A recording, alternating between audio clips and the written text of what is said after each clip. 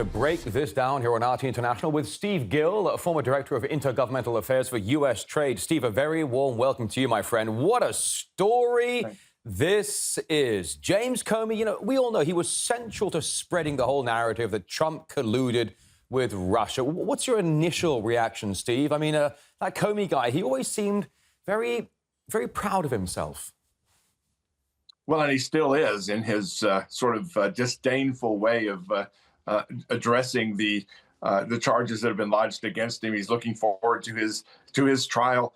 Bring it on, is what he's saying. And, well, it is going to be brought on. And I think that what we're seeing is a guy who is just as defiant as he was when he was defiantly lying to Congress, lying under oath, lying to the American people when he was pursuing this Russia hoax that he knew to not be true.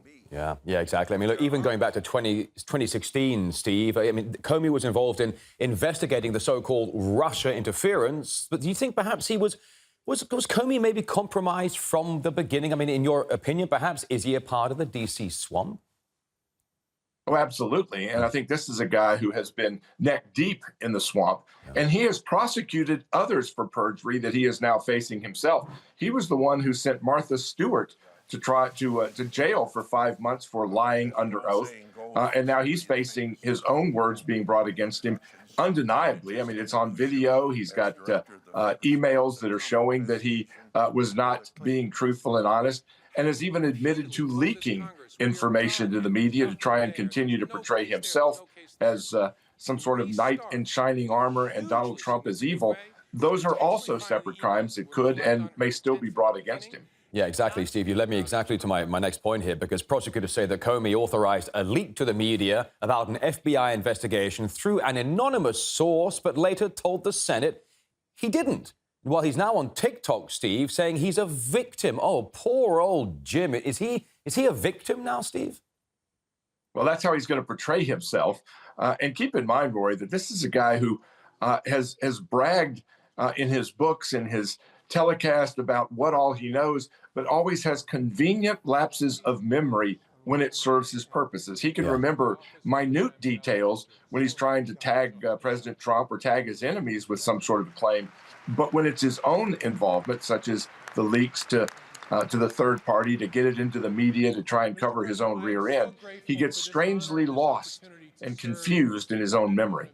Yeah. What about the mainstream media, Steve? I mean, the responsibility here, the mainstream media for running Comey's narrative, really without questioning it, frankly? Or do you think the media was just doing its job as, I guess, the media arm of the deep state? Well, they've been a part of the deep state from the very beginning. And even as they're reporting this story, they're continuing their Trump derangement syndrome, calling this prosecution unprecedented, forgetting, of course, all the prosecutions against Trump and his allies, including the National Security Director, Michael Flynn, right from the outset when they set him up as a meeting at the White House with the FBI to come in and kind of talk through the transition. When it was a trap for him, they prosecuted him, and yet the media has painted this as unprecedented when their lawfare against Trump and his administration has been, completely revealed over the last couple of years once the deep state was at least pushed back a bit in terms of their ability to hide the truth. Yeah, exactly. Meantime, Steve, the host of the Alex Jones show, formerly of InfoWars, Alex Jones, I was just watching his commentary just now. He says Comey didn't just leak, he leaked lies to the media, and then he lied to Congress about it. Alex Jones saying Comey is first. He's the head of the snake, so to speak. Then it's going to be Letitia James, Brennan, Clapper, John Bolton. He says, get ready for the avalanche effect. I don't know, maybe it's optimistic. What are your thoughts? I hope that the snowball will keep rolling down the hill, to carry forth the analogy. Keep in mind that it wasn't just Comey. He had children who were working at the Department of Justice who were also delaying and obfuscating the issues to hopefully delay some of these charges that might be brought against their father and his allies because of the statute of limitations that was looming. And again, I think you've got Brennan, you've got all these others that should still face the consequences of their actions. Letitia James, you bring up, she lied in mortgage documents. It's in writing and it's signed and it's under oath. And yet they're claiming that somehow this is all just a hoax. It's all made up. We will see.